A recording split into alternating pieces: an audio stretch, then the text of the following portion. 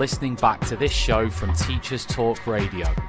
You can catch up with all our shows by visiting our YouTube channel or by listening back at ttradio.org.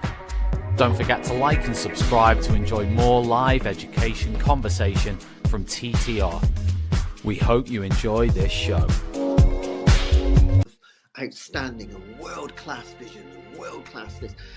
I'm a real leadership geek, honestly. I've spent my whole career reading books and chatting to people. I just find the whole thing and the announcement, the way it's been announced, bizarre. If you could move away from a model where teachers are so intensely focused.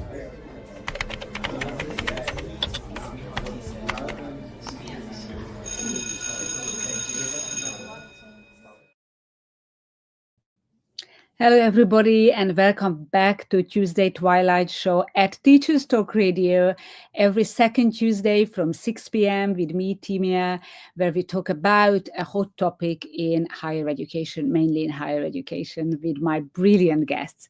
And today's topic couldn't be any hotter. It is AI in education, in learning and teaching. And today I brought you two amazing researchers. So we will talk about research outcome, research output, and obviously you will have a lot of takeaways from it, from evidence research. And I'm so proud to have these two brilliant guests with us. And before I invite them to the stage, I just would like to say thanks to our partner who we do this shoot together with, partnership with Hashi Learning, who are publishers of professional development books and resources that support great teaching and learning in schools around the world. If you want to level up your professional development today, visit this site, hashilearning.com, and explore the full range of titles.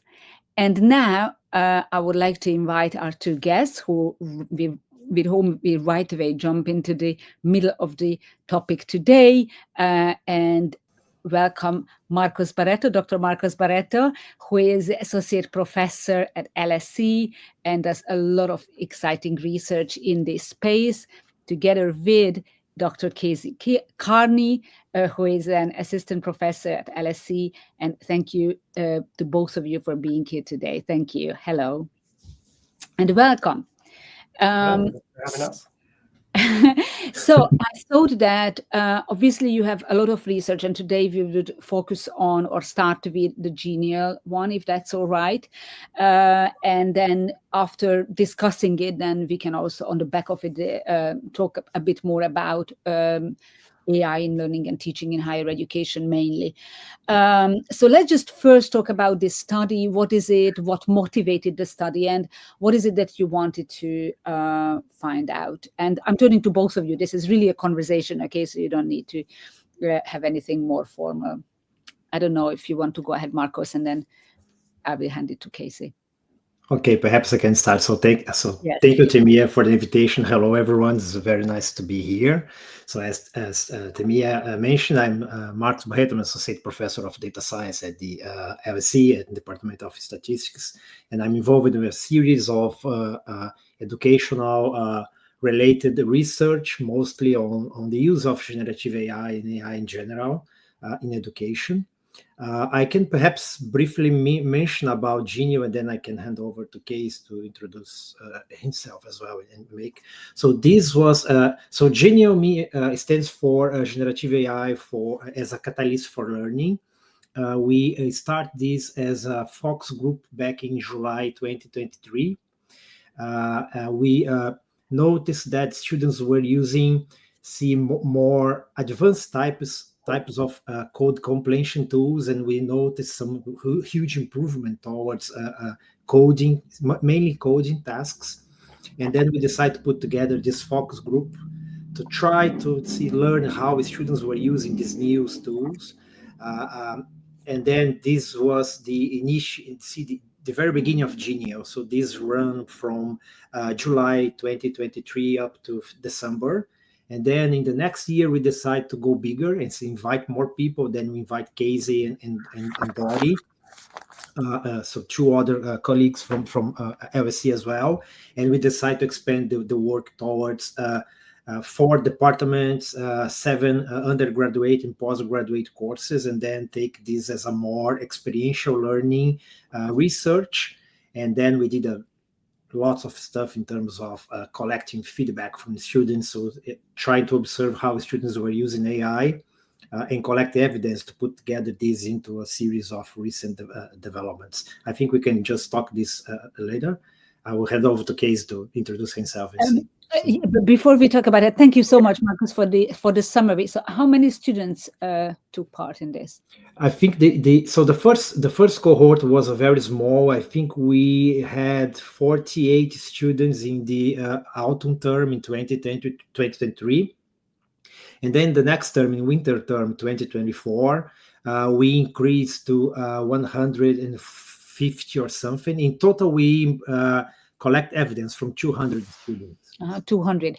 Okay, yeah. And if I understand well, and Casey, you can also answer this, was the idea was to see what students already do and see how this can be used in learning and teaching, the AI use that is there naturally, right? This started as a very specific observation, because I was teaching quantitative courses, so data science courses. So the students were doing mostly programming, so code-based activities. And then, to be honest, there wasn't much difference between using AI or not, because the students are simply producing code. And see, code can come from technical books or any online communities, or there is lots of places where you can find code. But we noticed students were relating more frequently to AI, to code completion tools, and see using this more frequently. Then we decided to put together this focus group. Mm-hmm. And this was the very initial approach. Then when we turn into 2024, we invite other colleagues, including Casey, and see, let's have a look on how students from qualitative courses are also using AI to not see non-code related stuff. Mm-hmm. And then we decide to, as I mentioned, embrace this as an educational research project, have some more formal ways of collecting feedback from the students and proposing generative AI-based activities as well. And this was the main source of evidence we collect from the students. Okay, fantastic. No, this is amazing. And also, I like the fact that you also involved more qualitative courses, which is non-coding, and we'll talk about it. But over to you, Casey, now to explain your bit, like what motivated you, just to repeat the question, and what is it that you hoped? I mean, obviously, Marcus also summed it up, but as you joined later. Yeah, absolutely. So thank you for having me. My name is Casey Kearney. I'm also faculty at LSE, but I'm in our School of Public Policy. And so I got brought into this program because I teach as part of an MPA in Data Science for Public Policy degree program. So we're a little bit halfway between the qualitative and quantitative components. I do lessons in coding, but unlike some of my colleagues in more statistics, data science courses, coding is a vehicle, but it is not as dominant a part of our student profile as it is for them. But still a core part of the curriculum. So how they would use AI was very interesting to me, because a number of our students are coming from more of a policy background and economics background, but didn't have that raw coding.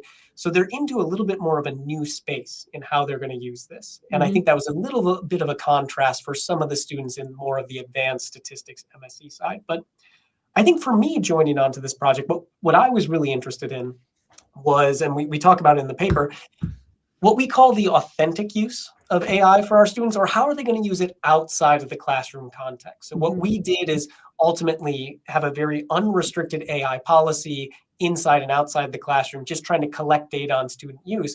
There have been a number of great studies that look at, we're going to randomize students within a classroom, you get an AI assistant or not. But what we felt like in our teaching, especially at the master's level, is the amount of time that students spend learning from an instructor in class is such a small portion of how much of their total time is spent engaging and learning with material. So we really wanted to understand, how would students use these tools when we weren't there giving them guardrails, and how effective would they find it? Do they find ways that would be effective that we could begin to share with other students? I mean, this is fascinating that we are not kind of trying to train students to do something, just actually look at what they already use. Fascinating. And what was the methodology? How could you actually track what kind of AI they use outside of the classroom or inside the classroom, or both? I think I can go first. We start with a very controlled scenario. So in some specific weeks we propose some generative AI based activities to the students, and then the students were supposed to submit chat logs or any kind of interaction they had with AI, and we start collecting these chat logs. So this was the first half of the study. Then in the second half, we proposed the students, okay, now you are free to use AI outside classroom. Just keep a running chat log of any interactions you have with any AI tools, and then you submit this as a part of your summative work or any sort of feedback. We also did some focus groups discussion. We invite students to half an hour discussion about their use of AI. We send them some guiding questions in terms of just to understand what they were doing, their perception about the use of AI, expectations. So we send an initial survey and then a final survey to all students as well, because we want to get some idea before any AI usage or theoretical AI exposure. So to what extent the students were already using AI or were familiar with AI tools. And then at the end of the study, we send another survey to try to see some progress and how they perceive this AI usage and to what extent AI has helped them in terms of improving skills. So we had a series of materials to collect evidence from the students. Mm-hmm. And then we did some sort of chat log analysis. This was the most time-consuming part of the study, because we actually, literally, we sit down, we look into see dozens of chat logs and try to read line by line, try to infer some sort of styles of interactions from between students and AI. If you refer to the paper, we try to come up with this idea of the 5 R's. So whether the students will be receptive, resilient or resistive or resourceful, because we try to understand the learning pattern in which kind of interactions. And this was based on chat log analysis. There was no easy way of doing this back then. So yeah. Mm-hmm. And maybe just to jump in on for these chat logs itself, what we did a little differently. I've been in some courses, my own included, where we might ask students, well, show us what prompts you used with the AI. But we were actually going beyond that. So we were just saying, you don't have to copy and paste your prompts to us. You can literally just create a link which will share your whole chat history. Mm-hmm. But what this gave us, and what Marcos alluded to, was not only the student prompts and the AI feedback, but also the timestamps were incredibly valuable, because we could then start to connect when this chat was occurring in the context of not just the course, but also in the context of problem sets. And my colleague John, in his course in particular, we could also tie this to submissions that students would make of various components of their problem set. So we could look at a detailed level. This student sent this request to an AI at 8:10 p.m. At 8:12 p.m., here's what they submitted to their assignment. And we could start to compare, how did their submission compare to what the AI output might have had? Did they change anything? Does it seem like they pushed back at all? So we have this very wealth of timestamp data. Wow, that's amazing. But was it like, did you ask them to select those chat logs which included anything related to studies, so they didn't have to share anything as they did in private, right? So it was yeah, it was an interesting thing. So what we asked students to create at the start was, please create a chat log for this class. This will be your chat log for Casey's course in data science for public policy, or Marcos's. And then that chat log, just keep that running throughout the whole course. Give us a link every time. But what we actually did hear back from some students in the focus groups and the anonymous surveys is they did feel like some of their chat log was a little bit of an intimate discussion, and maybe they didn't want to share it, not for fears of cheating or anything like that, but this was their personal learning approach. Yeah, I know, it's interesting. I mean, it would be amazing to actually have access to what students normally just chat about, right? Or young people. Yeah, so thank you very much. This is really fantastic. And meanwhile, I also would like to welcome all our listeners and viewers on LinkedIn, on YouTube, on any other platforms. This is such an exciting topic.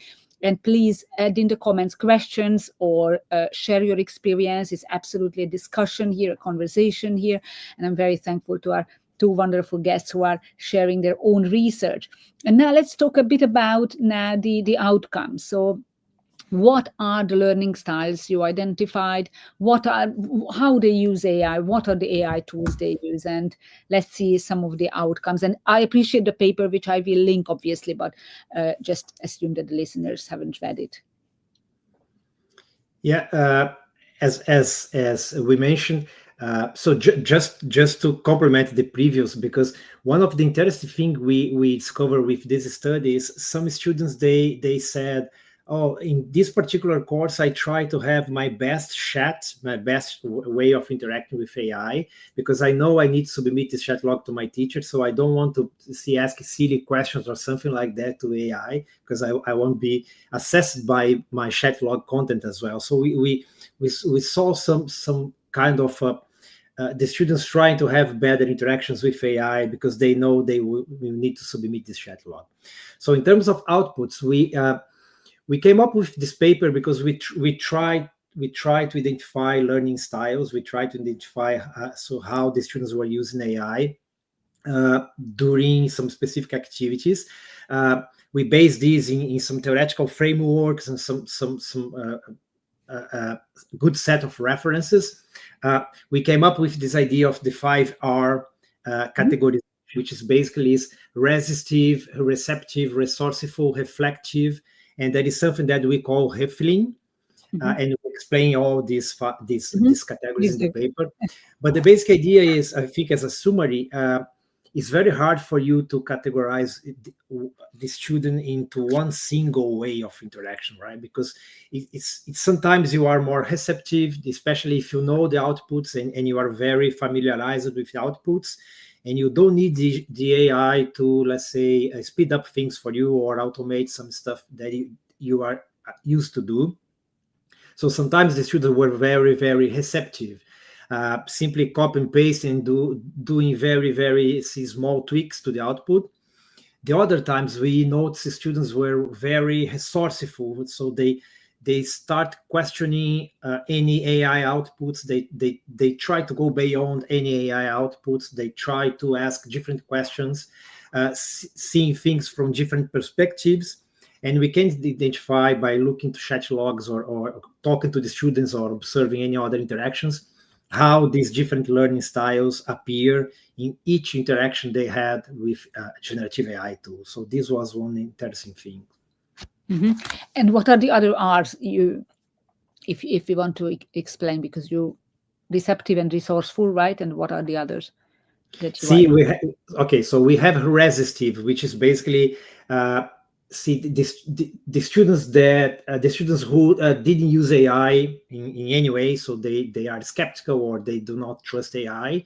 And of course, our study is based on the students who have used AI. So we didn't notice anyone at the resistive level, because it's a kind of a selection bias, but we were using and looking into generative AI interactions, right? So the resistive group is outside the scope of the study because they haven't used AI at all.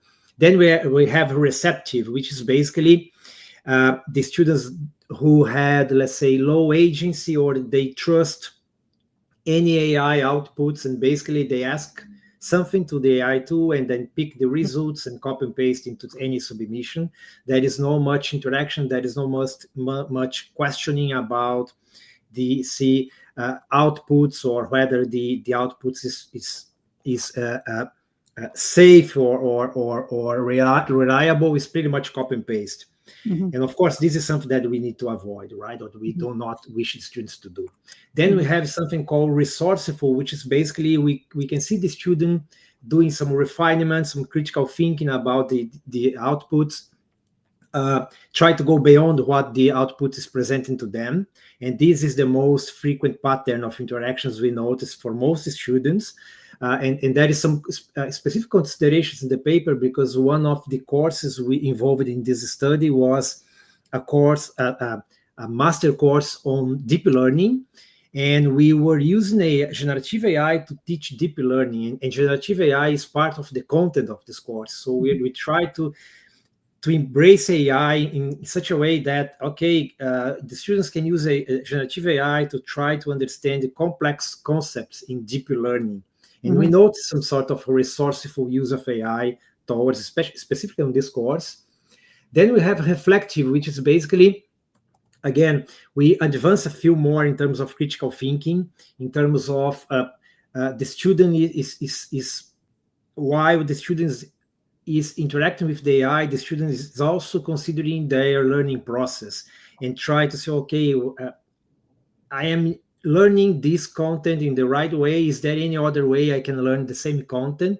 So it's the reflective pattern, I think, is more concentrated or focused on the learning process itself, not only on the outputs, but you can see some behavior from some students try to inquire about the learning process and whether the generative AI was really help them during the learning process. So this is basically so we notice a lot of resourceful and reflective styles of interaction with AI.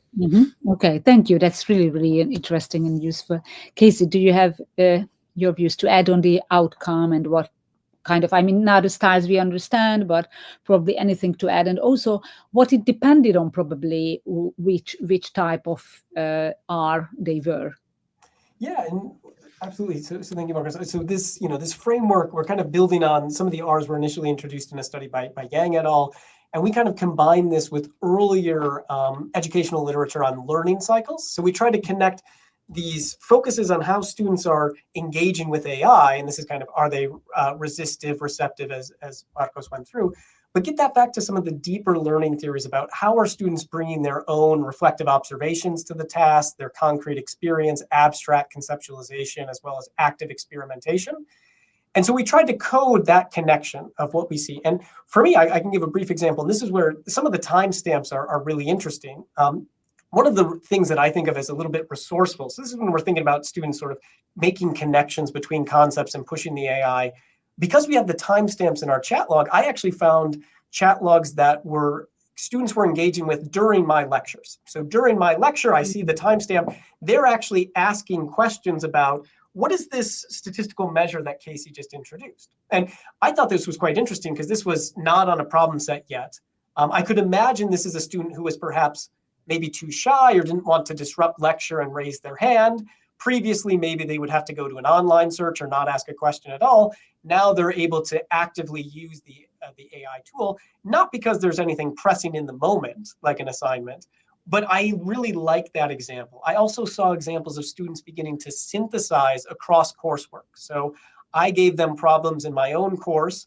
I see them asking questions about why is the way we're doing things in this class different from this other class that they take as part of their core curriculum. So which was not anything that I asked in my assessment or my assignment, but they're trying to understand these different models and using the AI for that. So those are what I would place in Marcos's category of kind of the resourceful, reflective framework where we think you're really using the tool in an effective way.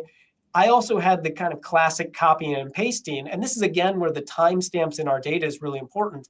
Not only can I see the student copying and pasting questions directly from my problem set, but I can see that there's only about 30 seconds to a minute between each copy and paste. And this was in a coding context where this is barely enough time to copy and paste the code from the AI to your coding environment, run it, because these were models that would take a little bit of time. So there was almost no time for the student to actually, in that moment, be really thinking about what the AI output was.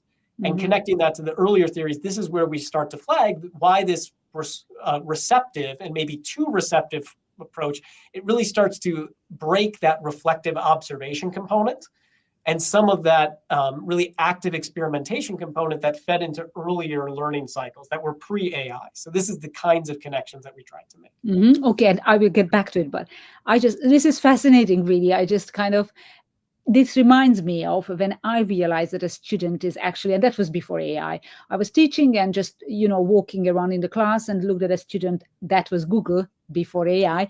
You looked up that expression. And I think it is nice how you put it that AI gives students more personalized ways of researching what we are telling them. But on the other hand, I was also thinking back then that it kind of was a very good message to me that I probably should explain it in more details, or probably, and this could be either or, because obviously our students, we have, I don't know, 30 students in a classroom, and their level of understanding is different, and then AI gives them an extra opportunity to research. On the other hand, I also think that while they are researching, they are not following what I'm saying. So I think it's also very good feedback to the lecturer that actually probably I should then explain what the student is now asking there, right? So it gives me a very good feedback. I really find this fascinating on both ways, actually, right? Yeah, and as Marco said, this was a little bit of a painstaking process. We were reading through these line by line, but I think everybody involved in this study agreed, irrespective of the paper, we learned a lot about our own course doing this, because exactly, we needed to read through it line by line to really understand why the student was asking the question they were, when they were asking it, right? The fact that they were asking this in week 6 was very different from week 1 or 2, and only somebody who knew the course structure could really have that content. But I think all of us walked away, irrespective of the AI, making revisions in our heads about how I teach. I think that the value of this research is goes even beyond AI, which is very valuable. But learning about things that students would not put in an MEQ, we always find these ways of how to get feedback from students, and then you can just learn what they do when you're not there, and they can still ask just an agent, right? I really find it fascinating. And we go back to you, Marcos. I can see you nodding. Just would like to draw everybody's attention to the BET show that is happening in January, and this is probably the biggest week in education in the whole year in the UK, from 21st to 23rd of January in 2026. So we're already thinking ahead, and you can book your free ticket at uk.betshow.com.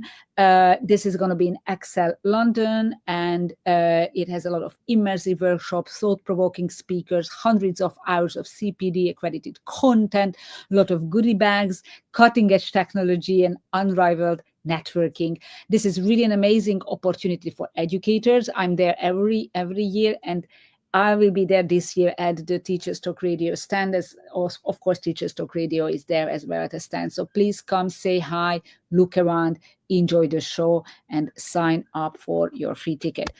And now I would like to go on with our two fantastic guests today, Marcus and Casey, who talk about genial research, which is actually mapping out how students use AI, and then how it can be used and connected to learning and teaching, right?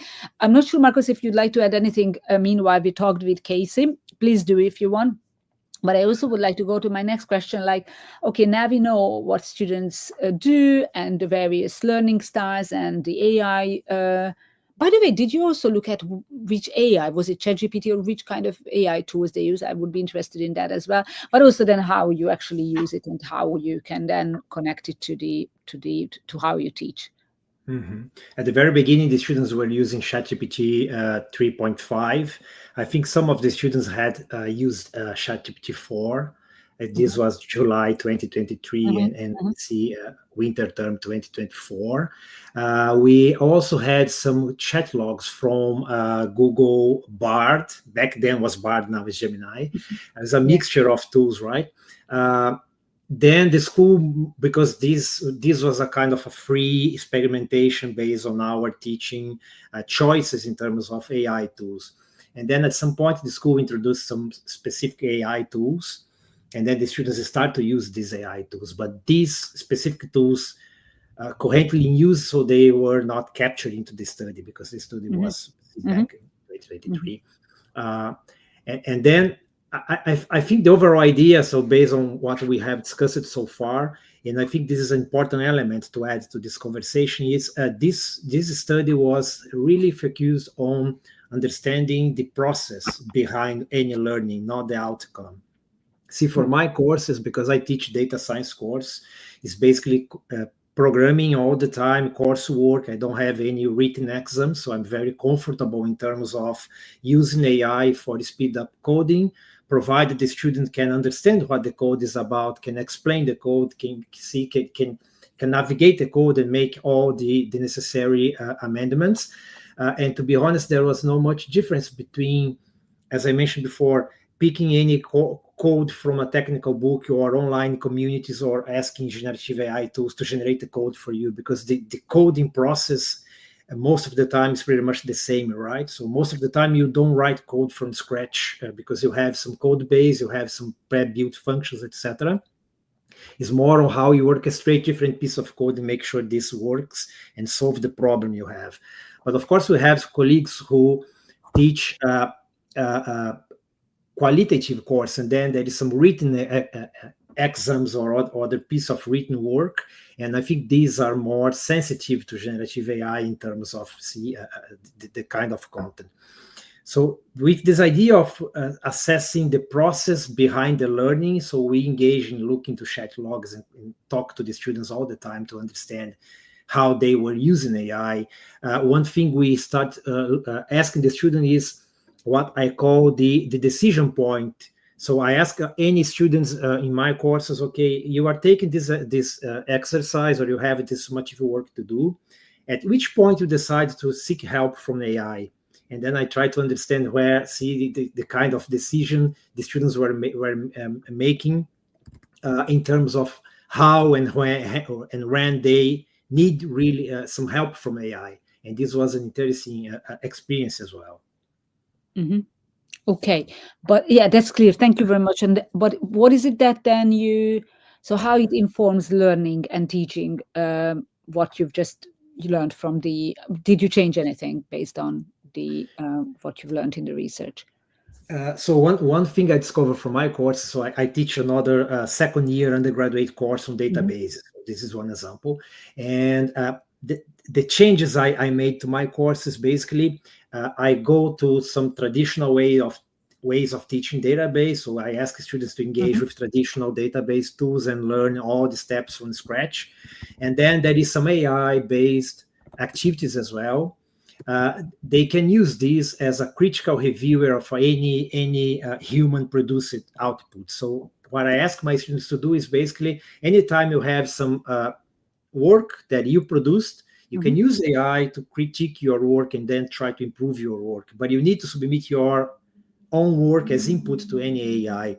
And for my surprise, usually I have 80 to 90 students. It's a huge cohort.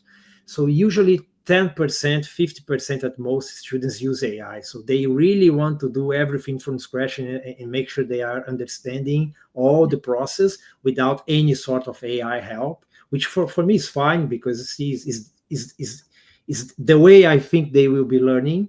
But they can also use AI to this one. So this is one small change I made to my courses. Having AI as an assistant, as a critical reviewer, there is no focus on AI, so AI is not the main element for teaching. It's just, as I mentioned, as a helper in terms of learning. And have you really seen, Marcos, as well? Because what I can see from this, that once AI is not a taboo anymore, but you let students use it, you encourage them to use it, you research, you talk about it, they share their logs, and suddenly it just stops being that taboo that don't use it, and everybody is more is more accepted overall. And probably, as you say, not even all of them use it actually eventually, because it is becoming common sense and well accepted. Is that something that you noticed as well? We noticed that there is another important element in the paper and the study in general, which is the context. We noticed that the context really matters to the student experience and interaction with AI. Of course, if the student is pressed by some deadline and they need to submit something, they are likely to rely more on AI and perhaps do some cognitive offloading to AI as well. But I'm also working with students in another context related to research. It's not teaching, but it's doing some educational research and some development. And the way the students use AI outside classroom, outside any course, is a way different from the way they use inside classroom, because they have more time, they have more freedom to experiment with different prompts or different tools. There is no pressure for deadline, etc. And you can see how AI can really help the students in the learning process. So we make this discussion in the paper about how the context, how the institutional policies or position influences the use of AI. Of course, pressing deadlines because there's so much work, this kind of stuff. And you can see how these will influence the usage of AI when you talk to the students. So this is one important takeaway from the paper. Absolutely, and I think it's probably also matters which module or which course they are on. If it's more qualitative, how much they are involved, how much they just want to tick a box because it's, I don't know, it's just there and they are not interested. So I think probably it's also interesting to see. So thank you very much, Casey. Please share your thoughts on it. Is like, how can you approach learning differently? What you change as after knowing? Yeah, absolutely. I think the most important thing that Marco said in revealing this that I think about a lot is this idea of a decision point. When do students go? But I would frame it a little bit differently, because I think what we're trying to focus on in this study and promote is this idea that this decision to use AI is not binary. There are many different kinds of uses. So just like Marco started with this decision point of, will I use AI? I think for me, the decision point is more, when do we start to dip into the AI use, which is that cognitive offloading? Because as we talk about these 4 different types, students can be very disciplined and learn a lot. They can have this resourceful component. But at some point, and this is what I found analyzed in the chat logs, even within, because you had asked what is the variation I see between students, I see variation within students. So within the same problem set, they start off very resourceful, very engaging, they have a dialogue with the AI. But once they go down that path of just copying and pasting, the rest of that problem set, they're just in copy and paste mode.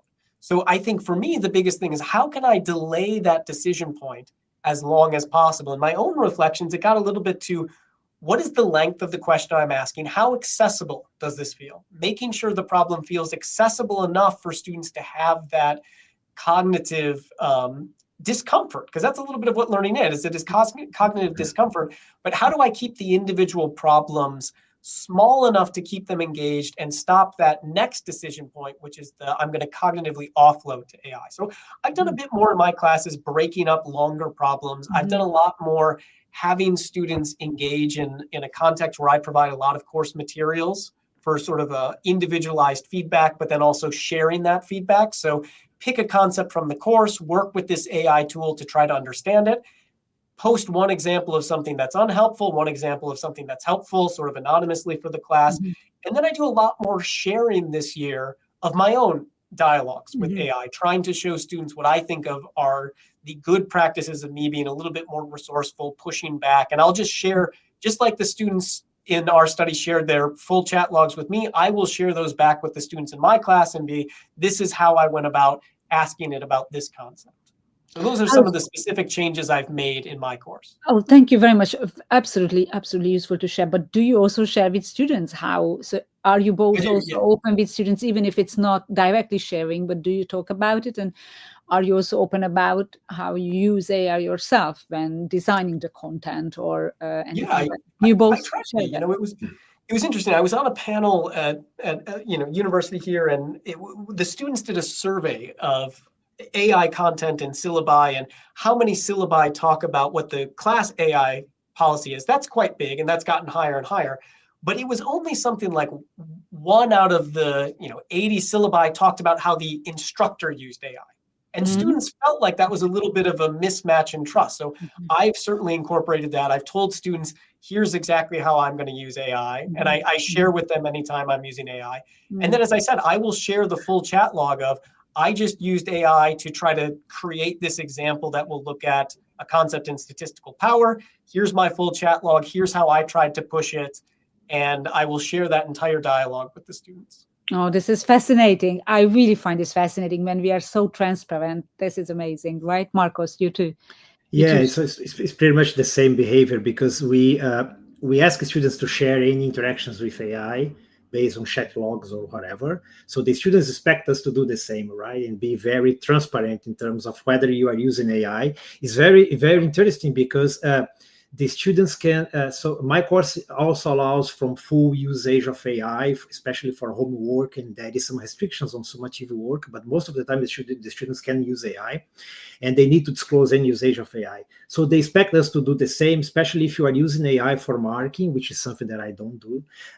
But the students are concerned about whether I will be marked or assessed by an AI or by the teacher itself. So we are supposed to disclose this kind of stuff.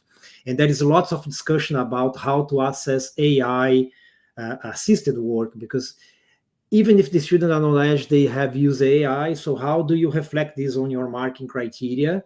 And again, we go back to the process side of things, because we want to understand the process behind the learning, not the product itself. Okay, so my marking criteria was adapted to capture interactions with AI.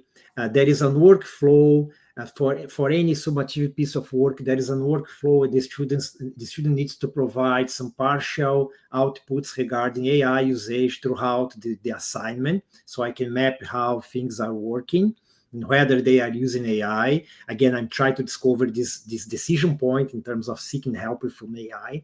And this reflects on the marking criteria as well. So I put more emphasis on the process than the outcome, the product. So this is a major change. The marking criteria, what it impacts how they use the AI and how they disclosed it to you, not in the log, but yes, it's more on the discussions. It's how sound is the discussion. So they need to explain any decision regarding any practical work. So why they choose a particular data set, or why they choose this kind of stuff. Yeah. Okay, I get it.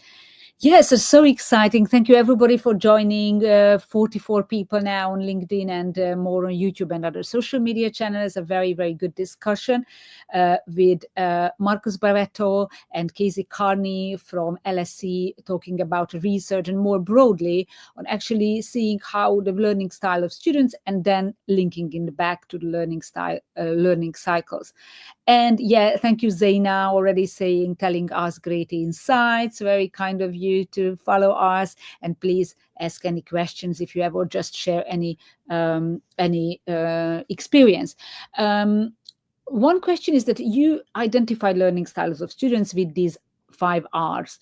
But when you don't know the learning styles of the students, like in the next cohort where you will not have this research, then how can you make sure that you use your you align the learning and teaching in a way that will be applicable to any learning styles, or to the ones that they specifically have, or what is the best way to go around that? Just, you see what I mean? Yeah, I can try to answer it, then I can hand over to Casey. Yeah, it's a very good question, because I don't think we will have, let's say, one solution that fits all the students, right? And that is this promise behind generative AI in terms of personalized learning. So theoretically, it would be easier for us as educators to work towards more personalized learning experience to the students. But we don't know about some learning styles. We can try to generalize about these 5 R's or any other R or any other style appearing in the next, let's say, few months. I think that my key point will be, again, we know the students one single student can have different styles. This really depends on the context. This really depends on the task you are asking them to do. I don't think I'm teaching the students to do only what I'm teaching in a particular course, but I'm trying to teach skills, data science skills in general, and soft and hard skills as well, they can use to their job or their daily life. So I try to engage with the students in terms of keeping critical thinking, keeping some agents level. So you should be the one deciding whether to use AI in the best way AI can help you in a specific task. You should be the one responsible for assessing whether an AI output is useful, is trustful, or any other metrics you can use. So I think there is this important element of human agents behind any AI usage. So any task I propose to my student, any tasks or activities I think for my courses is basically using AI as a helper, using AI as an assistant or a co-pilot or a critical reviewer. You can have multiple personas or whatever. But there is always the student, managing and their own learning, and then making sure they will be using AI when they need to use AI, but ensuring the AI will really help them. There won't be any let's say massive cognitive offloading or any disruption for the learning. So this is my idea behind any activity. But actually it would be really great, as you say, to go to a point where it can be a personalized learning and everybody's own learning style, right? That could, can you imagine that it can go there when it's kind of like helping students to adopt to their learning styles, right? I think for quantitative courses is relatively easier to adapt, because my experience with data science specifically is basically all the students need to follow some sort of same pipeline, same set of steps to learn specific content, right? So if you start with this in mind, you can say, okay, I have this single activity and this should be adaptable to any students. But when you go to AI, you can ask students to interact with AI and try to pick this standard activity and try to make them more personal or personalized in some sense. So this is what I'm trying to do with my database course, for instance, because the students are supposed to use AI as a critical reviewer. I think for qualitative course, perhaps is slightly more complicated, because I'm not the best person to talk about qualitative course, because my experience is not teaching quantitative. So I think you can start with a single set of steps, a single activity, and then you can try to see how you can use AI to improve a little bit and try to adapt to different learning styles. Okay. Yeah. Thank you very much, Casey. The question was actually what to do when you don't know their learning styles, how to make sure they can still learn, and then anything else you'd like to add in this space. Yeah, I feel like my answer is going to be somewhat similar, because we're not going to know the learning styles, and I think it's also incorrect to think about a specific student having one learning style. They go through this, and I go through it my own use. Sometimes I have one learning style. I think we're blessed in that we have students who are very focused. I think all of our students do want to learn here. They might not want to learn as much 2 a.m. the day before an assessment is due. That's when you start to have this break. But the simple answer, I think, is we need to design the course structure and the assessments in a way that tell us more about that learning cycle, because we're never going to know. But I think, as we talked about throughout this, one of the things that's most important is the process tracking. And we've done that through various ways, things like Git, but some type of version control, something that you can track how students are evolving throughout the course. And I think there have been different uses of this. So some courses are going down this idea of, we need to track student process in writing an essay if things are more qualitative. And some people are using it more as an AI detection kind of thing. Well, we just don't want to see an essay written at the last moment, so let's see it evolve. You can use it for detection. I think I'm less focused on that, but I'm more focused on what can we learn about the process in this. So, classes meet for the first time, first week of autumn term. I don't know any students' learning styles. I have all of my students write in their first week just a brief one-page bullet point document. Tell me what you think your learning style is, what is useful, what is not useful. And then we build in assessments with these time-stamped uses of how you submit problem sets to try to diagnose this in the process. And I think that's the best way. But we need to think about the design of the course for how we can elicit this information. Because I think we've long recognized that traditional assessments are a very poor proxy for learning, right? In terms of what we're marking. And the generative AI is just kind of accelerating how poor of a signal that gets to learning. So we just have to put more emphasis into making that process part of what students are doing throughout. Oh, this is fascinating. Yeah, thank you. Thanks very much. Very, very interesting. And I like the way let students tell us and then design it based on it. Really, really great. Just want to pick up on one thing you said, Marcos. It's not part of the research, but you said that you wouldn't use AI to do for the marking the assessment. So why is that? What is your view? Just because you mentioned it, I'm just interested to pick up on that. I think it's basically two reasons. The one is I'm not using AI for assessment in general, so I don't like. Because I really like to read about the student work. I really like to write feedback to the students. I spend a lot of time marking, because I think this is the way you can try to understand the learning process. You can try to understand the learning style as well.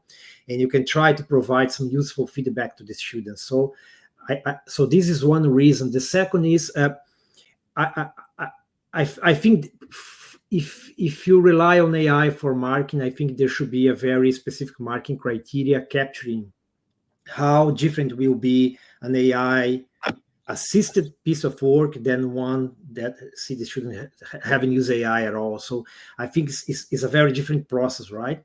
But for my particular case, which is basically looking into reports and coding, again, there is not much difference in coding. You can see, oh, this is a piece of code, and you don't scrutinize code line by line to try to understand whether this was written by a student or by an AI, because there is no such easy way of doing that. So I try to go to the report and understand the rationale behind this. Based on this, I write my feedback, and I try to sit down with the students and discuss the feedback. So it's a kind of my teaching practice. I of course, I'm interested in if there is some trustful way of using AI for marking and assessment. I will be very keen to experiment with. Not against it for the future. Yeah. I think that a lot of the providers with AI assessment and marking now are just kind of like, oh my God. We did have an experience with one extracurricular course we were offering this year. The students engaged with a 9-month program using AI, and all the assessment was based on AI tools. And I think the experience was positive. We got some very positive feedback from the students. But when you talk to the students about which kind of feedback they prefer, we always prefer to talk to the instructors and teachers to get some in-person feedback. So this is the way we learn more. Do you just to have your view? Thank you, Marcos. Just to have your view on that, on kind of marking. Yeah, I think I'm very similar. I would need to see a lot of evidence of how AI marking performs across different demographic groups for me to ever be comfortable using this. If there's any imbalance in how it marks students based off of these characteristics, it's kind of a non-starter. I think rather than marking, I think what is more promising is feedback, especially more timely feedback. So, one of the issues with marking is, yes, students get formal marked comments, but there's a bigger drive to reduce the number of summative components, in part to kind of keep student feedback in line, in part to manage things like double moderation and blind marking. So I think there is more opportunity in kind of the weekly feedback on a much more formative basis. You get some instant feedback, but that final marking, I think, as I said, I don't yet trust the tools, and I align with Marcos. I learn a lot in the marking, and it's a very reflective process for me of what am I teaching well, what am I not teaching well. If 20 students miss a problem, that's more on me than it is on them. I know. It's actually also this what I'm saying, that we mark students, we also mark ourselves, right? That those marks are also the lecturer. Yes, this is really great. So thank you very much. Before we wrap up, I think that was fantastic to learn about this research, and fantastic about the key takeaways that we can translate to our own courses. I will have one last question. If you want to add anything that I didn't ask, but also what kind of research you're working on now together, or just obviously separately. But before I go there, I just would like to talk about another event for everybody's calendar for 2026. And this is the Teachers Talk Radio Teachers Talk Connect in 2026, which is an annual CPD and networking extravaganza organized by Teachers Talk Radio, and we will be there in Manchester, Saturday, 14th of March. Tickets are free, and you can sign up via the link you can see on the screen now, ttradio.org/connect 2026. So we'll see you there or at BAT. And now back to my final question to my two fantastic guests who I'm so happy who accepted the invitation for today, Dr. Marcos Barreto and Dr. Casey Kearney. We talked about your fantastic research on how students use AI and how it can be linked to the learning and teaching. So my question now is that anything else to add which I didn't ask, and what you're working on now, because I know that there's a lot of research and we just don't have time to talk about everything. So if you just would like to highlight one thing that you're working on now in terms of AI specifically. Perhaps I can go very quickly. So we have Genial, which is this ongoing collaboration between different departments, and we are trying to engage with people outside LSE. in terms of educational research, in terms of analyzing student interactions with AI. So if you want to collaborate, feel free to approach us. So it's going on. So it's a few years project. Yes, we start as a focus group, then we turn this into a hub for capacity building and something that we call community of practice. So we try to engage with discussion and promote events, promote research. We apply for funds, internal, external. So it's an ongoing collaboration, and we are keeping this as is. And we are very open to collaborate and discuss any further collaboration. There are lots of AI-related research happening at the institution right now. I'm working on basically two fronts. One is looking into curriculum gaps between our offer and a job market, and see how the students are being prepared to job, especially in data science. So we go to and talk to alumni, we talk to industry partners, and we talk to our course governors, and we try to see, there is these skills gaps that we need to cover, and how we can make this in the sense that we better prepare students for this type of jobs, or how the jobs are changing because of the AI. And the second research I'm doing is more focused on programming education, which is basically looking into agent frameworks for programming, especially in data science, because this is likely to be the paradigm, or the model the industry is using right now. And then I try to see how I can embrace this idea of using agent frameworks in data science course, and teach students how to orchestrate agents, how to keep the agents level, and how to combine different tools, etc., with a single agent framework. So this is my educational resource. This is grounded by some pedagogy. I'd be happy to hear about these too. It's amazing what you do in this space. Thank you so much, Casey. What are you working on? And you work together on these? Some project we'll work together on, so some are more separate. So I fully agree, Margaret, kind of looking at what are the AI skills that our students need to have. And I think we're still trying to get a handle on that. The other big one that I'm really focusing on, that I alluded to earlier, is back to that decision point. So I think have some good evidence of different frameworks that students have, but really understanding when they flip between those frameworks is the next big question. And what about course design? What about problem set design can keep people on a track that is more allowing AI to be a complement for their learning rather than a substitute? So I spend most of my time thinking about how could I design or begin to measure those switching points or decision points. Okay, and then you measure those. You just want to push it back, that it becomes later than sooner, right? Yeah, basically, if we can understand when students begin to go down that path of just the very uncritical use, I think that's what we want to forestall. And then once we have a better idea of when that is, but I think we're still very much actively researching that. And it's very context dependent. As I said, it might look different a week before the problem set is due than 2 days. But I do think that there are components of how the assessment is designed that will tilt people one way or the other.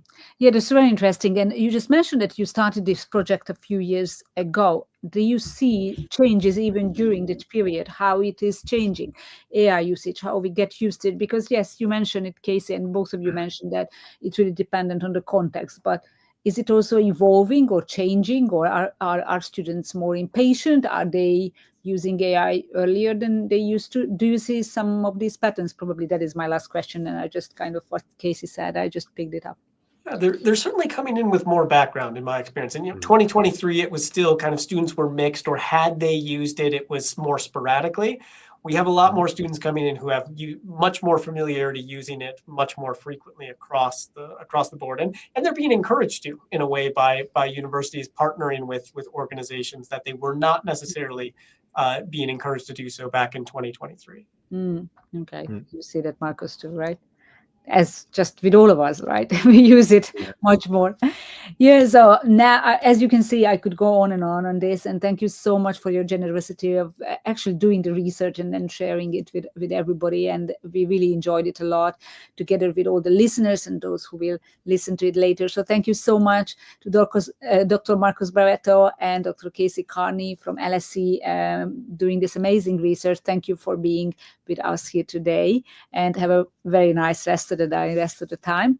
So I will say goodbye to everybody, all our listeners. Thank you so much for being with us today. I hope that you learned a lot, and we'll have some key takeaways. And as a closing note, I would like to also say thanks to our partner who we are partnering with to bring this show to you, Hashi Learning, who are publishers of professional development books and resources that support great learning and teaching across the world. Level up your professional development today and visit www.hashilearning.com to explore the full range of titles.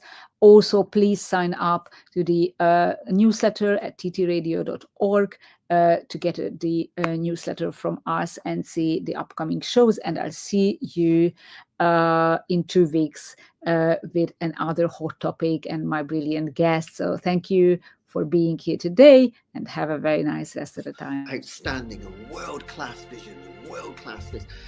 I'm a real leadership geek, honestly. I've spent my whole career reading books and chatting to people. I just find the whole thing and the announcement, the way it's been announced, bizarre. If you could move away from a model where teachers are so intensely focused.